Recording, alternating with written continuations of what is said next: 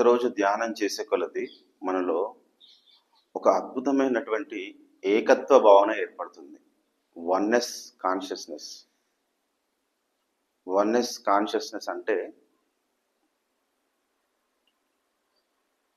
ఈ కనిపించే వ్యక్తులు, కనిపించే పదార్థాలు, కనిపించినది అంతా కూడా శక్తితో ఉంది, చైతన్యంతో ఉంది, ఇన్ఫర్మేషన్తో ఉంది అనే ఒక అనుభూతి ఏర్పడుతుంది.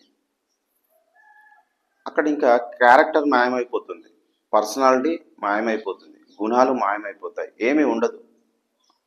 ఇది సజీవమైనది, ఇది నిర్జీవమైనది, ఇది జీవి, అది వృక్షము, ఇవి రకరకాల పదార్థాలు అనే భావన పోయి ప్రతిది కూడా మనకు ఒక శక్తిలాగా, ప్రతిది కూడా ఒక చైతన్య తరంగం లాగా అనుభూతి చెందాం.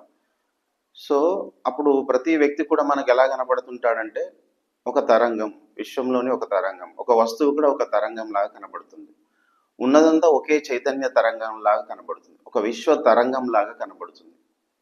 ఈ అనంతమైన విశ్వంలో మనమంతా కూడా తరంగాలము అనే భావన ఏర్పడుతుంది. ఈ తరంగాలన్నీ కూడా కనెక్ట్ అయి ఉన్నాయి, ఒకదానికి ఒకటి కనెక్ట్ అయి ఉన్నది. ఏ తరంగం కూడా వేరుగా లేదు, అంతా ఒకటిగా ఉంది. అంతా శక్తి, అంతా చైతన్యమే, అంతా జ్ఞానమే అనే ఒక భావన ఏర్పడుతుంది. ఎప్పుడైతే ఈ భావన ఏర్పడుతుందో పదాలు మాయమైపోతాయి, వాక్యాలు మాయమైపోతాయి, మనం ఏర్పరచుకున్న డెఫినేషన్స్ మాయమైపోతాయి. అన్నిట్లో కూడా శక్తి, చైతన్యము ఉందని తెలుసుకుంటాము.